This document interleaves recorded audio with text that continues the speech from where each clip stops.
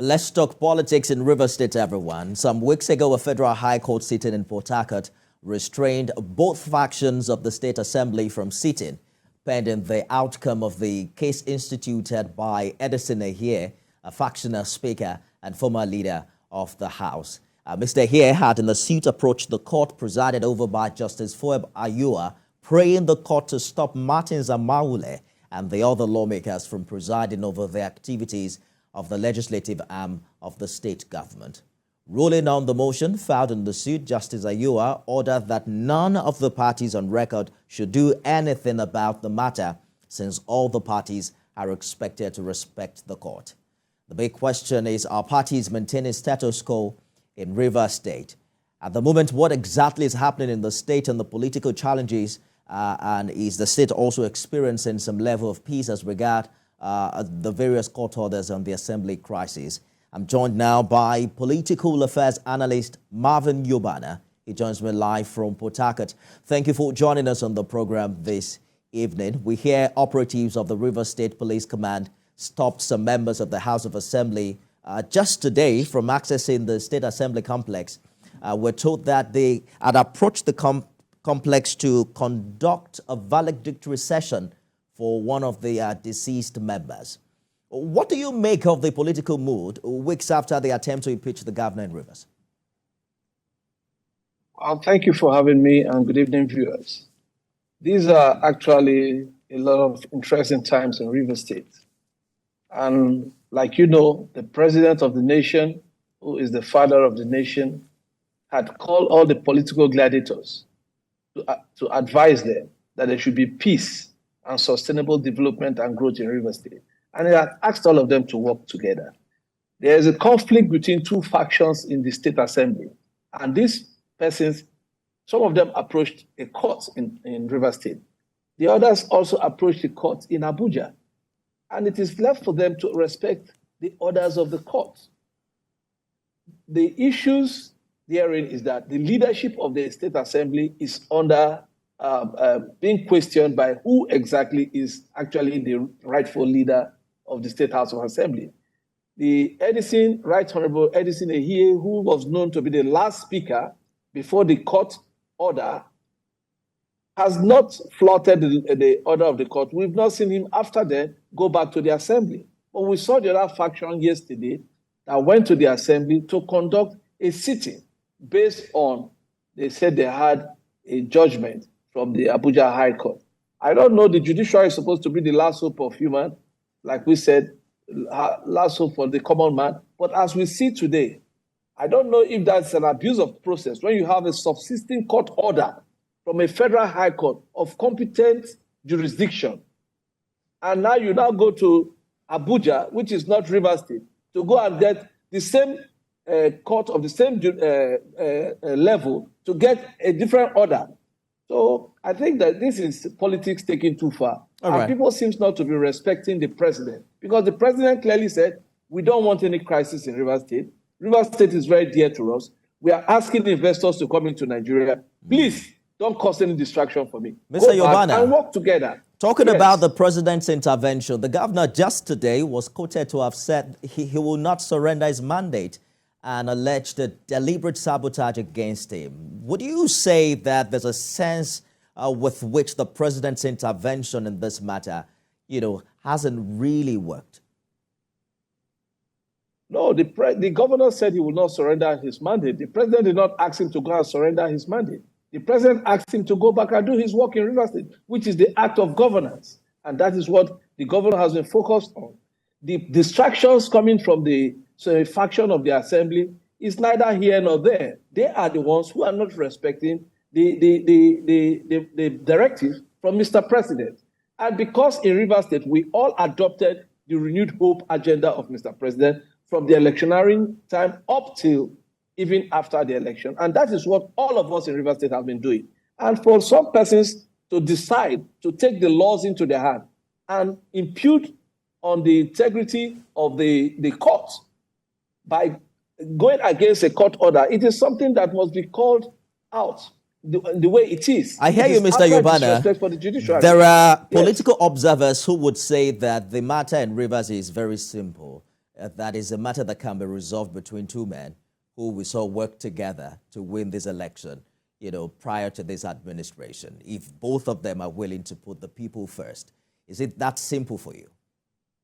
It is very simple. I'm happy that today the Council of Traditional Rulers in Rivers State came out all out to say they are in support of the governor and that everybody should leave the governor to work, to carry out his electioneering promises to the people, to deliver on his promises. The chairman of the Rivers State Council of Traditional said that very clearly. And you see, these are things that we expect elder statesmen to be saying and to be bringing all parties on ground.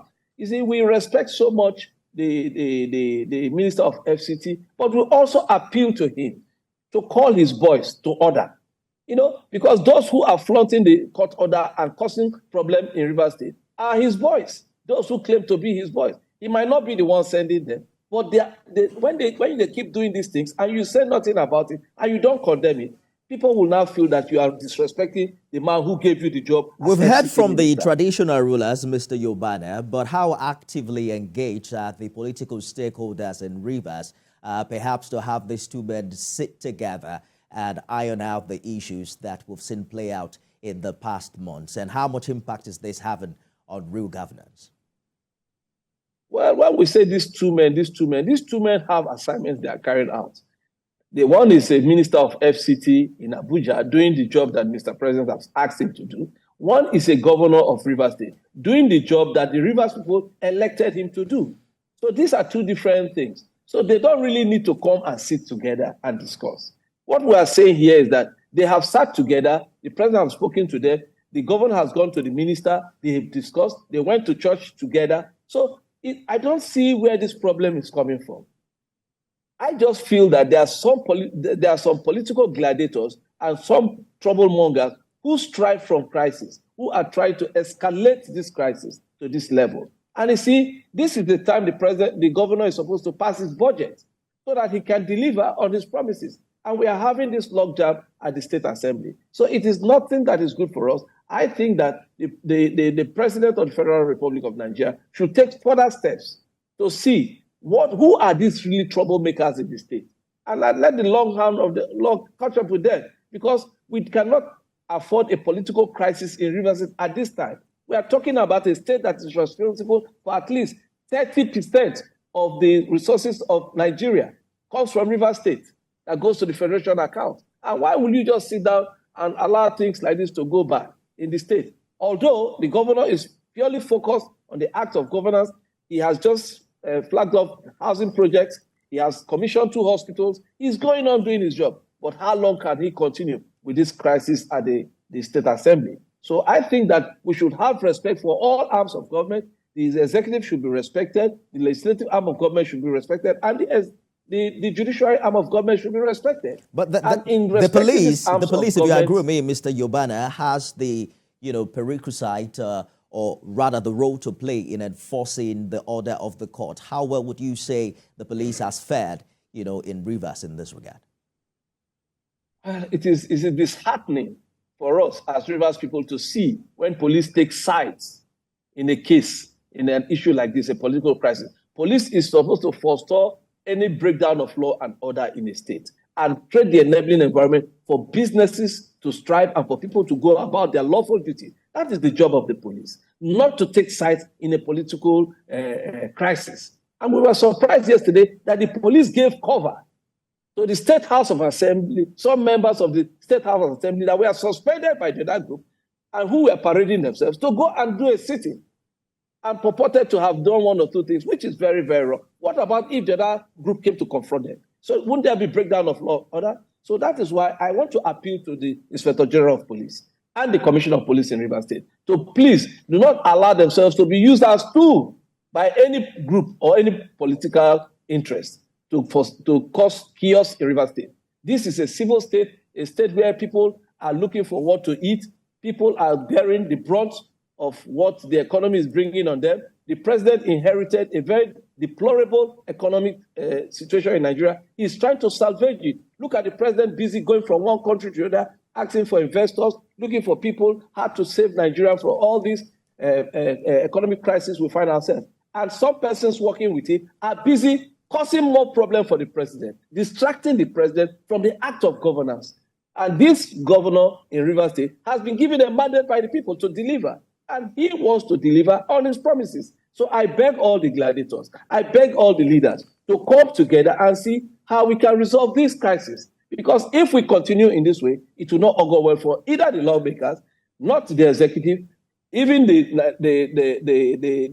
indigenous and those who live here and do business in Rivers State. So it's not good. So mine is a passionate appeal that everybody should shield their sword, respect the order of the court, and respect the governor. It's not because the governor is a humble man who has chosen the path of peace and that's our time, Mr. unity.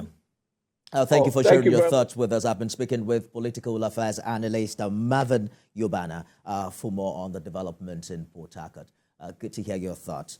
That's our show today, everyone. You can watch it again at midnight and at 6 a.m. tomorrow. I am Nifebi Oguntoye. We're back at 7 p.m. with more stories for you.